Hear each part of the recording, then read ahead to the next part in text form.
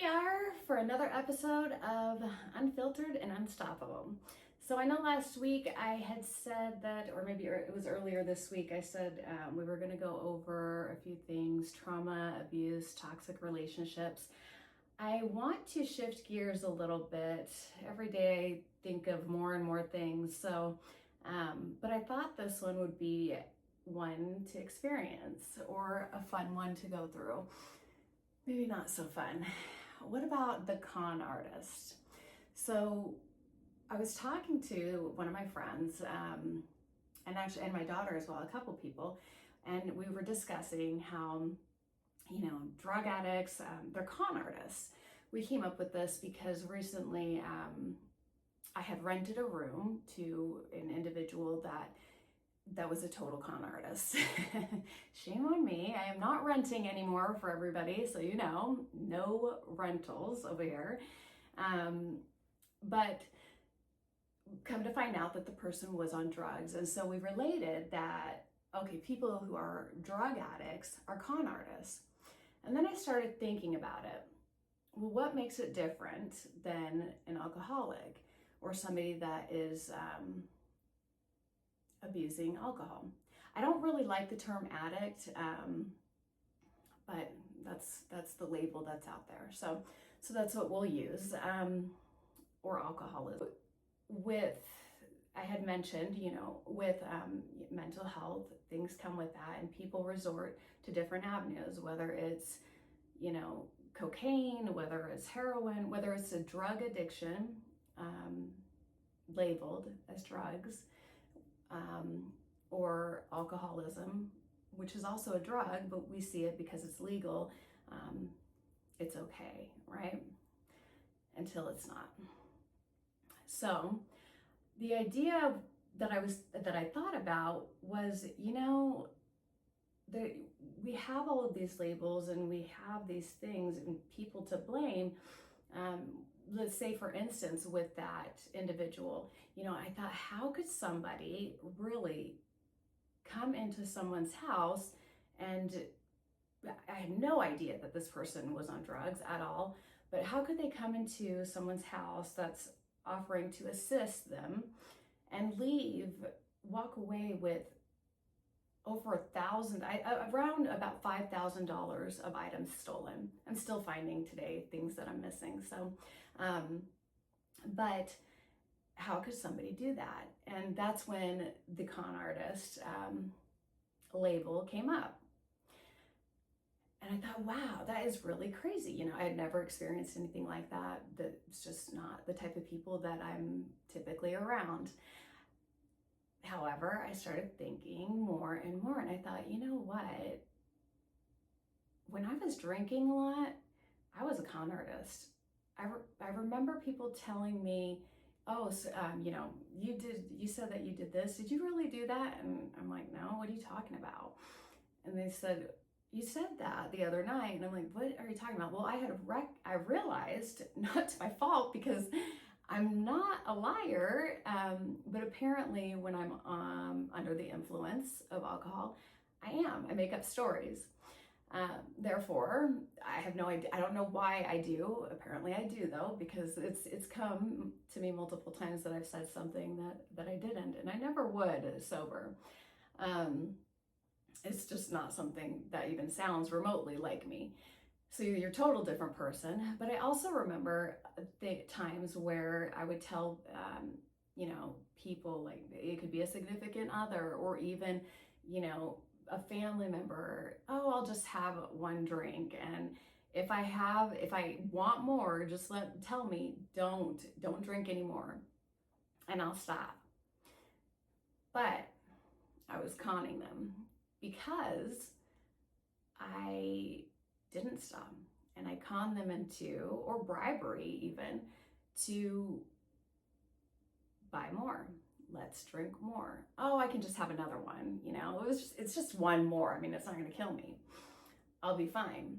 And then the next morning, after realizing I had drank, a lot more than 4 vodkas, it was way over when I wasn't even planning to drink in the first place, but then decided, I'm in the,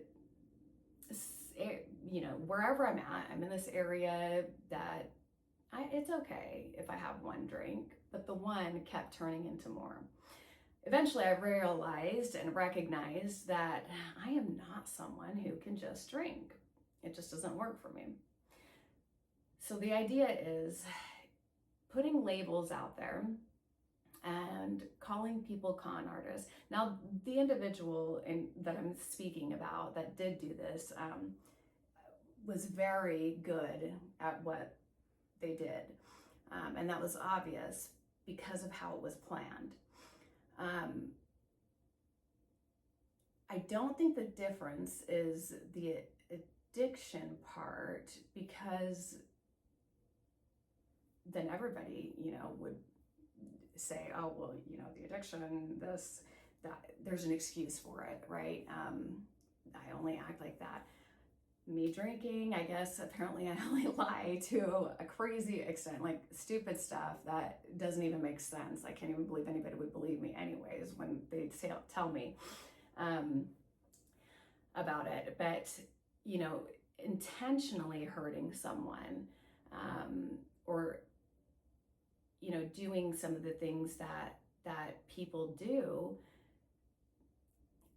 I don't even know how to explain it. I mean, we really can't blame people for acting the way they act. We can only stay away from them.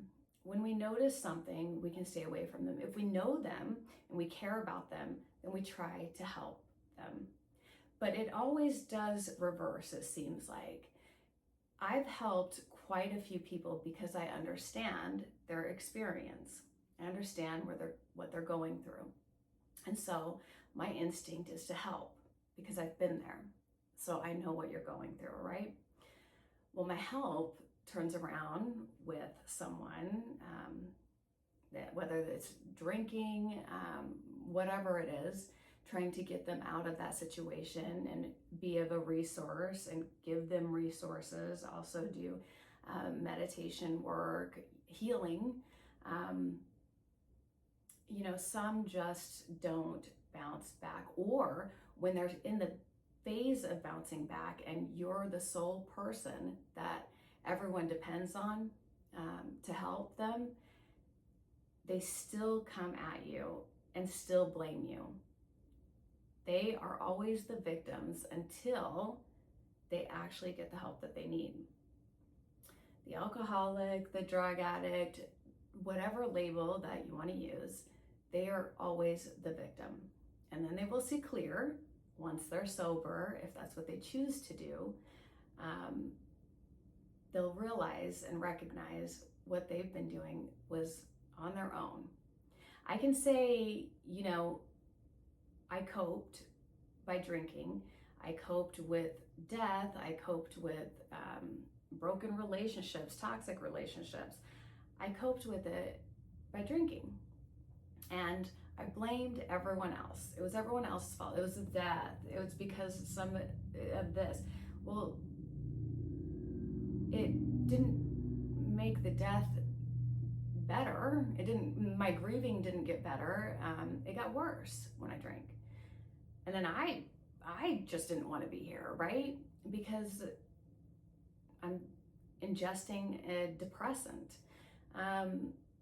So when we put things to change our, or cope, I guess I should say, when we take things to cope and use it to alter our mental state of mind, it's not going to always be the right thing. It could even be a prescription, or if you're exercising way more than what you should, excessive weight loss to the point where it's anorexia or bulimia. There's so many things that we can call addiction, that you can be addicted to, and that's how you cope. Now there's healthier ways, but overuse or excessive use of anything is going to lead to probably a bad outcome. Anyways, I thought I'd share the thought of, being out there, and this was all across the board, being out there for someone that needs help and wants the help. Don't stop. Don't stop.